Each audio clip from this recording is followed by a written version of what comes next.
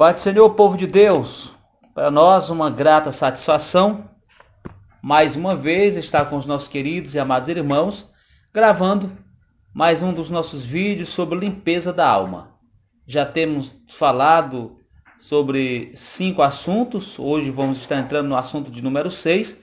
Começamos a falar no último vídeo sobre a mente e a vontade, e hoje queremos falar sobre a emoção.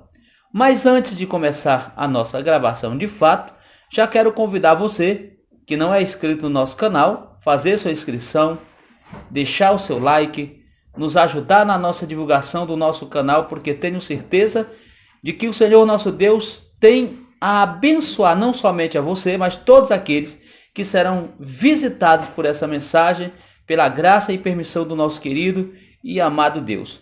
Sem mais delongas, já vamos entrando no nosso texto bíblico. Então, você que tem Bíblia Sagrada, quero convidá-los a abrir as vossas Bíblias no livro do profeta Jeremias, o profeta chorão. Esse aqui era emoção demais para esse homem, né? Profeta chorão, capítulo 17 e versículo de número 9. Vou ler na versão King James, que diz assim: Ora, não há nada mais enganoso e irremediável do que o coração humano. Sua doença é incurável. Quem é capaz de compreendê-lo?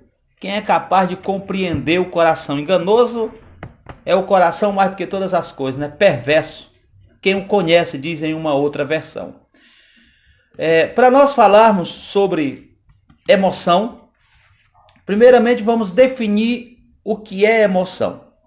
Emoção é uma reação moral, psíquica ou física, geralmente causada por uma confusão de sentimentos que se tem diante de algum fato, situação, notícia, fazendo com que o corpo se comporte, tendo em conta esta reação através de respiração, comoção. Então, quando nós falamos sobre essa questão da emoção, e nós estamos vivendo um período das emoções afloradas, né? Esse momento é um momento muito difícil, onde as pessoas estão emocionalmente desestruturadas por conta da enfermidade que assola o mundo, por conta da falta de emprego, do isolamento social, das leis que são jogadas toda hora para cima do povo, para que não saia de casa. E tudo isso começa agora a trazer nessas pessoas uma série de sentimentos ruins, sentimentos que vão muitas vezes deturpando essa pessoa. E quando a pessoa ela já tem uma tendência depressiva, quando ela já tem uma tendência para essa área do afloramento emocional, fica então muito difícil para essa pessoa resistir a tudo que está passando. Mas eu sirvo a um Deus, e você também, que opera, que age, que intervém nesse momento na minha e na sua vida. Então, vamos já começando. Instrumentos para expressar o que sentimos. Então, já que nós vamos estar falando dessa questão de emoção, vamos entender instrumentos para expressar o que sentimos por meio das emoções. Aí, por meio das emoções, nós expressamos o amor, o ódio, a tristeza, a alegria, etc, etc, etc. Então, quando nós falamos desse sentimento de amor, ou esse sentimento que nós expressamos, elas podem ser agradáveis ou podem ser desagradáveis. E é exatamente por meio disso aqui. O povo brasileiro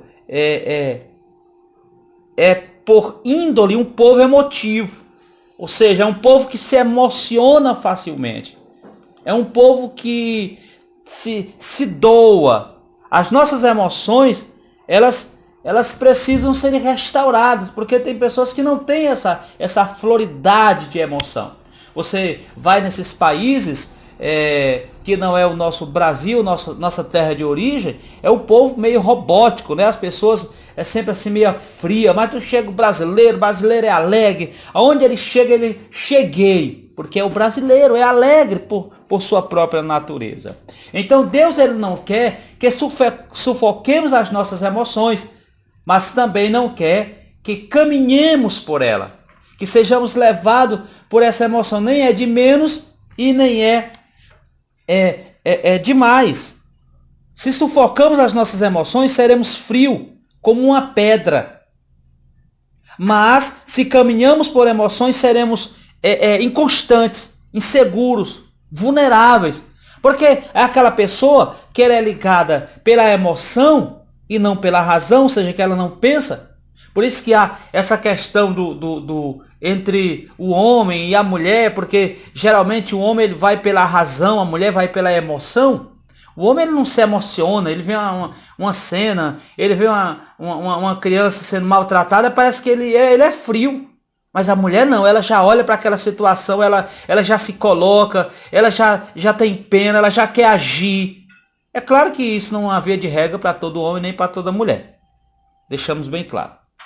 Mas não podemos basear nossa comunhão com Deus nas emoções, pois elas vão e vêm. Podemos estar emocionados ou não, mas isso não altera a nossa condição para Ele, ou seja, para o Senhor nosso Deus. Elas podem ser válidas e bonitas, mas serve também como base. Base para quê? Para que eu possa saber me portar em determinados momentos, porque eu vou estar agora trabalhando esse meu estado de emoção. Entendemos, queridos, que essas emoções, elas podem se pronunciar em reuniões, músicas, que pode tocar as nossas emoções. Uma pessoa, quando ela está bem, que ela vai participar de um evento, ela está relax, ela consegue se manter, mas quando ela já sai, por exemplo, a empresa chama um funcionário e diz, olha, hoje vai ter uma reunião, aí todo mundo já sai de casa já tenso, né? Quando chega lá já fica aquela questão, a emoção já está aflorada, então a pessoa ela já chega se defendendo. Conhece alguém assim, que ela está emocionalmente ruim, quando você fala com ela já vem na defensiva, tu dá uma palavra, ela te dá uma patada. Tu diz uma coisa, ela já está com 5 pedras na mão, porque a emoção dela está aflorada. Ou seja, precisa ser trabalhada em nome do Senhor Jesus Cristo. Portanto, precisamos estarmos atentos nas coisas que vêm, naquilo que está ao nosso lado. Porque a palavra nos diz em 2 Coríntios 4,18, não atentando nós nas coisas que se veem, mas nas que se veem. Porque as que se veem são temporais, as que não se veem são eternas. Aquilo que você vê passa, o que você não está vendo é eterno. É o que o apóstolo Paulo bondosamente nos escreve. Aí eu quero trazer para você esta leitura que encontra-se na primeira epístola de Paulo aos Coríntios, no capítulo 1, 2 e 9, deixa eu só conferir esse texto, se é ele mesmo, que vez em quando a gente dá aqui dá um boot. Pronto, é isso mesmo. 1 Coríntios 2 e 9. No entanto, como está escrito, olho algum jamais viu, ouvido algum nunca ouviu, e mente nenhuma imaginou o que Deus predispôs para aqueles que o amam. Então ele começa a trabalhar agora essa questão dessa imagem futura, do que se vê e do que não se vê. Eu não vi o céu, e nem você, mas eu aguardo na fé. Eu creio que vou estar lá. Eu creio que vou pisar nas ruas de ouro e cristal. Eu creio que vou morar na cidade santa, na Nova Jerusalém. Eu não vejo fisicamente, mas espiritualmente eu vejo. Então, não atentando nós nas coisas que se veem, olhar presente, mas nas que se não veem, futuro. Porque as que se veem presente são temporais, e as que não se veem futuras são eternas. Então é isso que ele está falando sobre a questão da nossa emoção. Mas, ainda sobre isso, independente do que sentimos ou não, devemos caminhar pela palavra de Deus. As emoções nos enganam. Lembra do texto que nós lemos lá em Jeremias, capítulo 17, versículo de número 9? Ora, não há nada mais enganoso e irremediável do que o coração humano, diz o Jeremias. E sua doença é incurável. E quem é capaz de entendê-la, compreendê-la? Jeremias tinha razões de sobra para falar sobre isso. Por que o senhor está dizendo isso? Porque Jeremias foi aquele profeta que previu a questão do exílio, a questão do povo sendo preso pela Babilônia. Então Jeremias viu tudo isso. Mas ele tinha as emoções, o povo não acreditou. Ele profetizava, vinha outro profeta e desmanchava o que ele dizia. Então ele tinha razão para isso. Então, independente do que sentimos ou não, devemos caminhar pela palavra de Deus. E as emoções nos enganam. Olha o que diz Provérbios 23:7. Porque como imaginou no seu coração, assim é ele. Come e bebe. Te disse ele, porém, o seu coração não está contigo. Oh, meu irmão, que negócio terrível é esse? Ou seja, não tenhas inveja. Às vezes alguém... Eu acho interessante das emoções, se você pegar a tua Bíblia e abrir, por exemplo, no livro de Salmos, o Salmo 73, onde você vê o conflito de Asaf, que Asaf diz, quando os meus pés quase se desviaram, porque eu olhei para o ímpio, vi a sua prosperidade. Ele se deixou levar pela emoção. Mas ele disse, mas de repente eu caí em si, eu caí em mim mesmo. Foi quando eu entrei dentro do templo. Aí o capítulo, Salmo 73:17 diz, quando eu entrei no templo que eu pude contemplar e ver qual era o fim daquelas pessoas. Então, meus queridos, ninguém pode ter comunhão com Deus através das áreas da alma. Por quê? Ora, porque a alma simplesmente o intelecto do ser humano. Podemos ter pensamentos a respeito de Deus, pensamentos positivos, podemos ter vontade de Deus e não tê-lo, ter sentimento, nos emocionar com Deus e não tocá-lo, porque existe algo muito interessante que passa na cabeça do homem, que é arrependimento e remorso. São duas situações muito parecidas. Tem gente que ela está arrependida de verdade, e Jesus disse, vai, não faças mais. E tem aquele que ele está com remorso. É aquele camarada que ele bebeu demais, no outro dia começa, a cabeça dele está do tamanho de um estádio de futebol, e ele está dizendo, nunca mais na minha vida eu coloco cachaça, é claro. Enquanto ele tiver de ressaca, mas deixa passar o tamanho da cabeça do estádio de futebol, para ver se ele não está lá de novo no bar, fazendo raiva e gastando o dinheiro dele com bobagem. Então, as áreas da alma são incapazes de ter comunhão com Deus. O homem só tem comunhão com Deus em espírito. E se esse espírito for vivificado por ele, for vivificado em verdade, que é um exemplo disso? Se você pegar a tua Bíblia Sagrada e abrir no livro de Efésios, capítulo 2 e versículo 1, ele diz, estava vós mortos nos vossos delitos e pecados, mas Cristo vos vivificou, ele vos deu vida. Então o homem não pode ter essa comunhão com Deus só pela alma. Ele diz lá em João capítulo 4, versículo 24, que Deus é espírito. E importa que os seus adoradores o adorem em espírito e em verdade. Agora, como vencer esses sentimentos negativos? Como é que o homem vence esse sentimento negativo? Vamos aprender. Como é que nós vencemos? Olhando as circunstâncias do ponto de vista de Deus.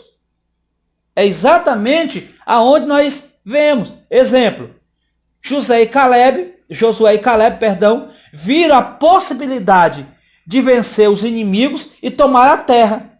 Os demais espias viram só gigante. Então, olhando as circunstâncias do ponto de vista de Deus, Deus disse, chamou Moisés, pega Josué, pega aí os 12 príncipes, um líder de cada tribo de Israel, manda para a terra que eu vou dar para vocês, vão espiar a terra, veja como é que está lá. Quando chega lá, Josué, Caleb e mais os 10 espias olham para a terra, vê gigante carregando fruta bem grande, uns cachos de uva do tamanho do estádio de futebol, usando aqui uma hipérbole, né? E ele vai e chega e diz assim, como é que pode? Olha o tamanho dos homens. E Josué e Caleb olham para o outro, olha aí Caleb, o tamanho dessa fruta aí, que coisa boa, vamos alimentar o povo aí o mês todinho, olha só o tamanho desse cacho de uva.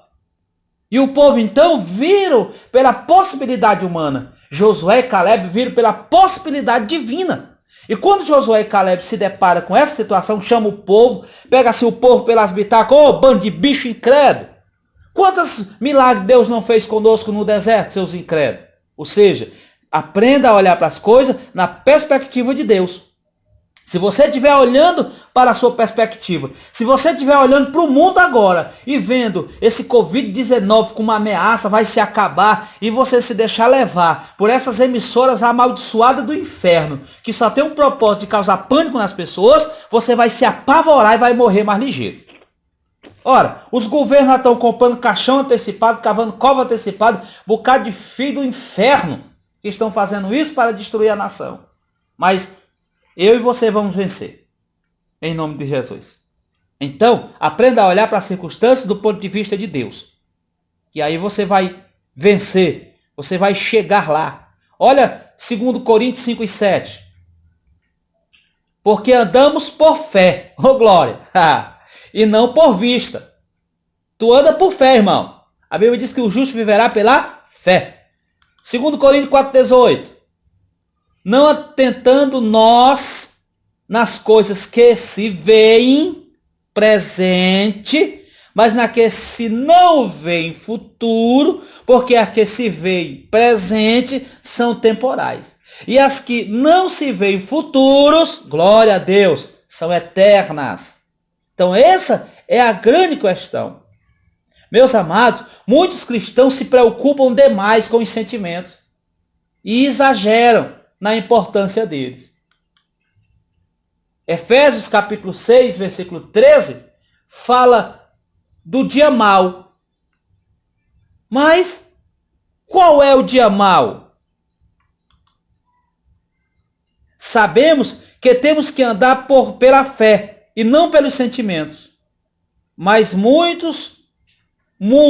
mas é muito comum voltar ao hábito de tomar decisões e e julgar nossos valores pessoais na sua espiritualidade baseada no estado de sentimento do momento. E aí é que está o problema. Até que ponto as nossas emoções são importantes? Até que ponto, né? Então, para ter uma resposta correta, precisa descobrir o ponto de vista de Deus. Quando eu descubro o ponto de vista de Deus, eu então, irmãos, serei restaurados para a glória do nosso Deus. Creio que Deus se preocupa com o nosso sentimento, mas muito mais com as nossas ações, pensamentos e palavras. Aí é onde nós temos que mudar os nossos hábitos. Não encontramos na palavra de Deus nada como nos devemos nos sentir. Isso, exatamente. Não encontramos. Não encontramos na palavra de Deus nada como devo me sentir. Os sentimentos são claros sobre como devo me comportar, como devo pensar, como devo falar. Então ele me dá essas orientações. Como devo pensar? Paulo diz, pensai nas coisas que são de cima. Como devo me portar? Como um servo de Deus, digno da vocação com que foste chamado. Como devo falar? Não haja na vossa boca palavras torpes, né? Então eu vou encontrar diversos versículos bíblicos que eu poderia usar aqui para tentarmos chegarmos a isso. Então, a razão disso é que Deus sabe de que nada adiantaria ordenar como o homem deve sentir, já que ele nos criou incapazes de obedecer esse tipo de ordem. Ora, o homem é desobediente, não há como decidirmos como vamos nos sentir, porque já que eu sou levado pela emoção, o meu sentimento vai basear-se no que está à minha volta.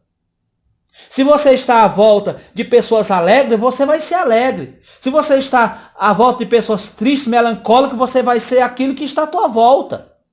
Foi o que eu disse numa outra mensagem atrás, quando nós falamos, tu vai para uma bossa nova, é aquela coisa deprimente, triste, tu vai para o sertanejo, é a sensualidade. Então, é isso que o Senhor Deus nos ensina. Deus, Ele nos faz sermos diferentes, irmãos. Como decidimos, como o que está à minha volta vai decidir como nos sentir.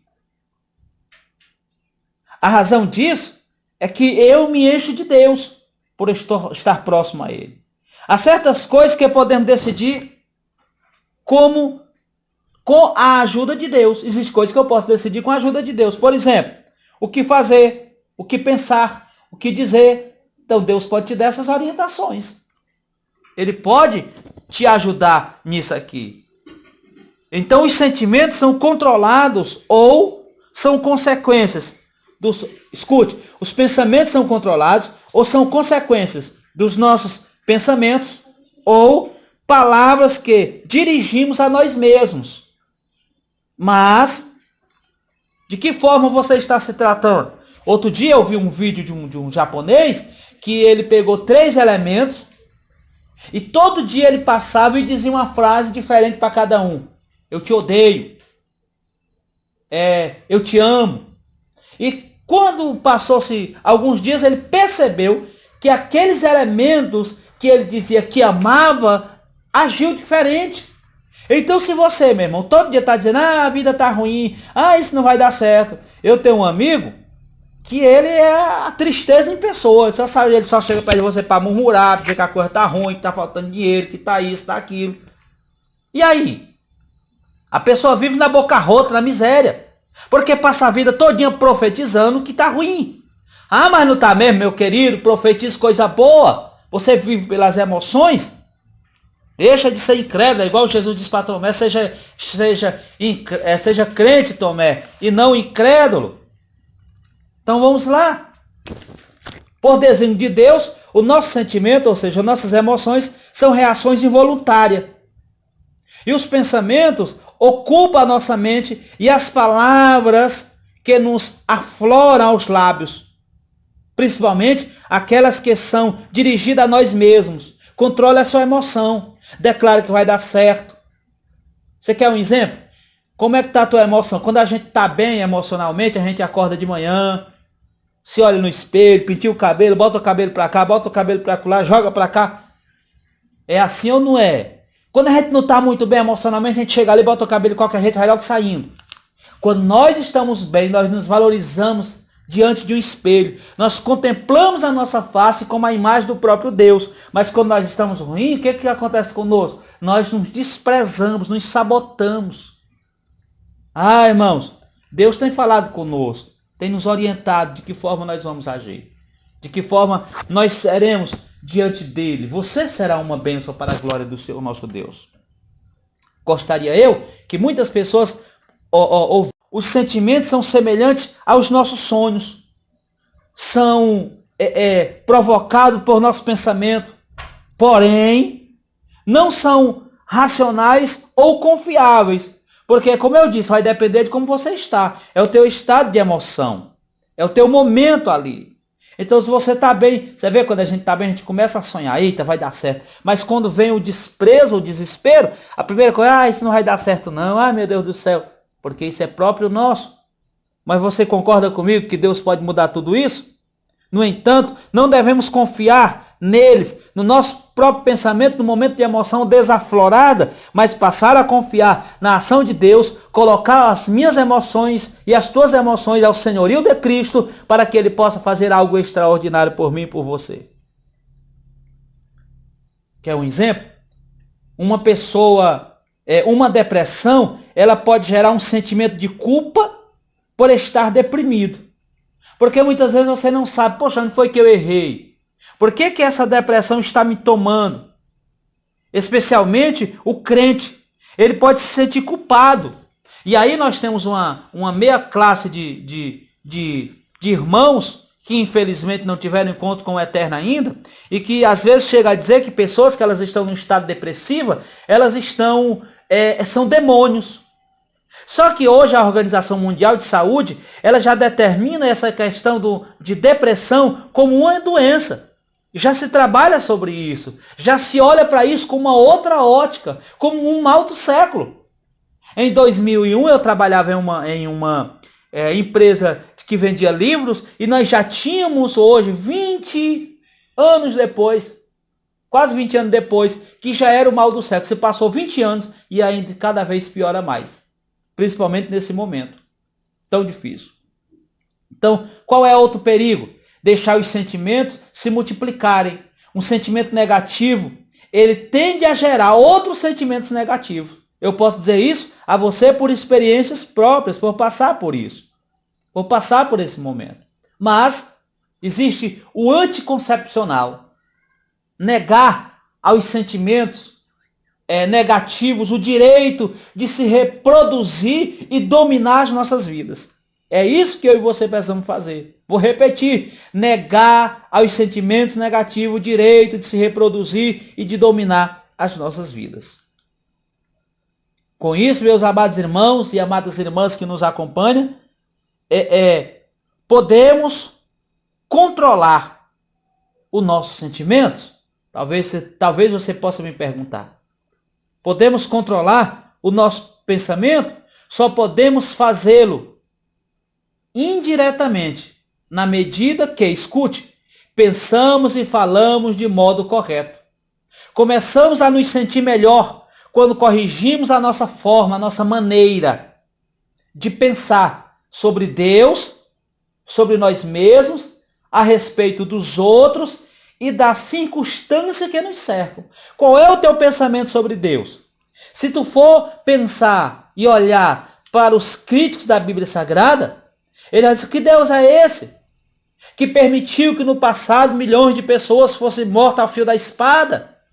Que Deus é esse que... Aí começa. Porque eu olho para a parte negativa. Mas tudo na vida do ser humano é um ato de consequência do que ele escolheu. Eu lembro certa vez sobre essa questão desse pensamento de Deus, que eu estava em uma viagem a pregar em um determinado local, em um congresso de jovens, e sentou-se ao meu lado um rapaz. E esse rapaz, quando ele observou, disse: você é crente? Eu disse a ele que era crente de Jesus Cristo. Aí ele já foi... Aí ele vem logo com aquele negócio. Eu já fiz essa pergunta para vários pastores, nunca um pastor me respondeu. Aí quando a pessoa diz isso, a minha orelha, que já não é pequena, fica logo levantada. Aí eu olhei assim para ele: diga. E ele disse: porque como é que Deus é esse? Como é que esse Deus é justo e permite que uma pessoa seja atropelada? Como é que esse Deus é justo e permite que uma pessoa, uma criança, morra no ventre de uma mãe? E começou a trazer questionamentos. E eu disse: meu querido, você fuma? Ele disse: claro que não. Eu disse: você bebe? Ele disse: às vezes, socialmente. Deixa eu só lhe fazer uma pergunta.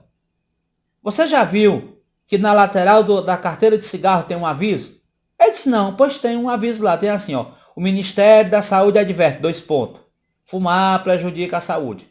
Quando você está fumando, você sabe disso. Você vai ter problema pulmonar. Aí depois tu morre com câncer no pulmão, quem é o culpado? É Deus? Foi Deus que colocou o cigarro na tua boca? Foi Deus que colocou o cigarro no teu bico, meu querido? Ele olhou assim para mim: não. Pois é. Aí um camarada bebe cachaça, fica bêbado, vai atravessar uma BR bêbado, vê um carro, atropela. Quem foi que bebeu cachaça? Foi Deus ou foi ele? Quem botou cachaça na boca dele? Foi ele ou foi Deus? Ele foi ele. Então, o que Deus tem a ver com isso? É consequência do pecado, meu querido. A Bíblia diz que o salário do pecado é a morte. Então nós só podemos mudar os nossos sentimentos se educarmos, se fizermos isso indiretamente, na medida que pensamos ou falamos do modo correto.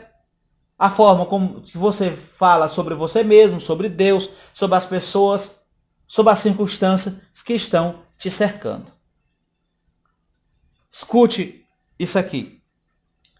Há mais de 100 anos, Charles Finney, evangelista e teólogo, afirmou: estou consciente de que não consigo, por meio de um esforço direto, sentir-me como quero e como quero. Sei que meus sentimentos e todos os estados e fenômenos da sensibilidade são apenas indiretamente controlados por minha vontade. Por um ato de vontade, eu posso ordenar ao intelecto que considere certos fatos e desta maneira nos afetar, caminhar sensibilidade e produzir determinado estado emocional. Então ele trazia agora exatamente esse controle. E aí, Provérbios 23:7 vai dizer assim: como imagina em sua alma, assim ele o é. Como é que você se imagina? Derrotado, fracassado, um coitadinho? Meu irmão, tu é templo e morada do Espírito Santo. Senta-se melhor. Há um projeto de Deus para a tua vida. Então controle as tuas emoções.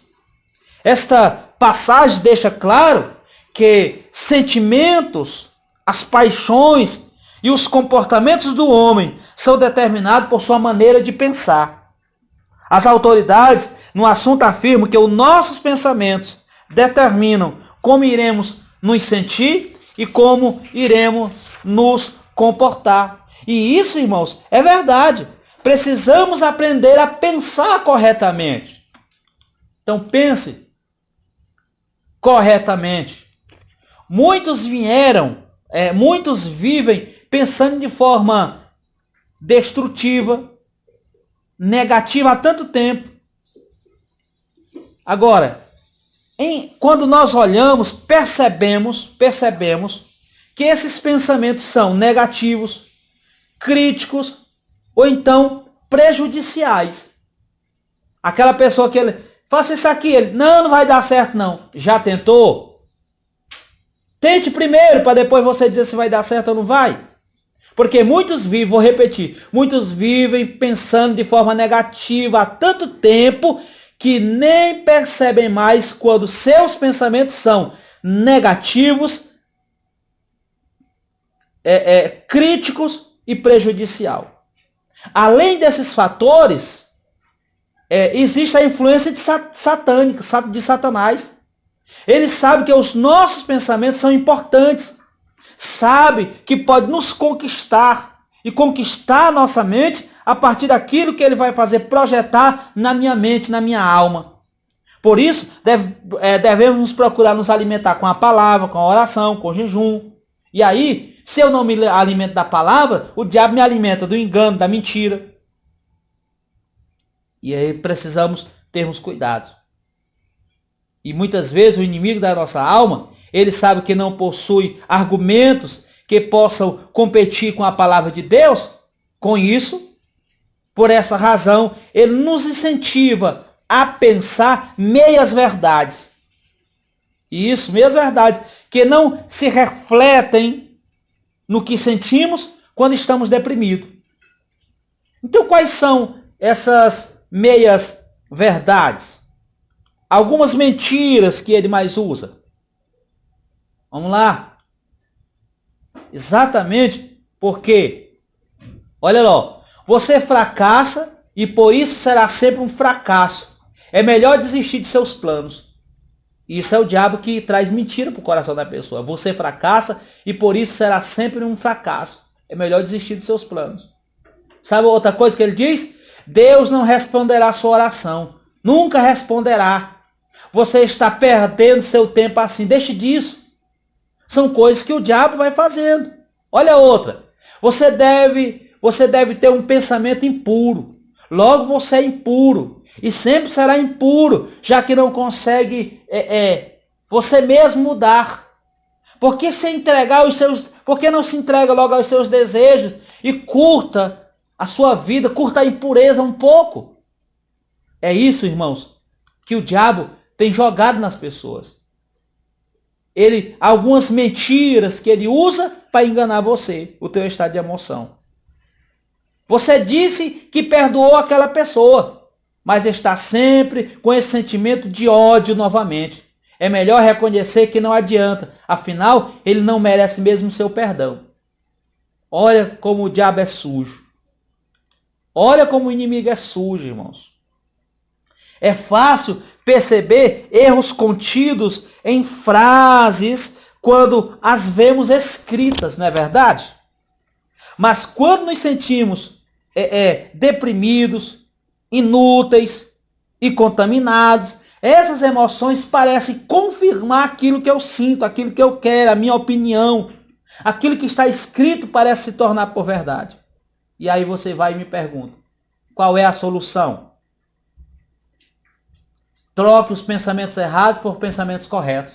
Troque as palavras destrutivas por palavras fortes de afirmações e de verdade. Deus vai mudar essa história. Devemos, irmãos, selecionar muito bem as palavras que dirigimos a nós mesmos. Olha o Salmo 119, versículo 14. As palavras dos meus lábios é o meditar do meu coração. Seja agradáveis à tua presença. O salmista nos dá aula, irmãos, formidáveis sobre isso. Então, selecione as palavras que você quer. As melhores palavras são aquelas que nós encontramos na Bíblia, nas afirmações que fazemos, daquilo que lemos, sentimos ou pensamos. Vós já estáis limpos pela palavra, é o que o Senhor Deus nos diz. Você está limpo pela palavra. Você está limpo pela palavra. Hebreus 13, 5.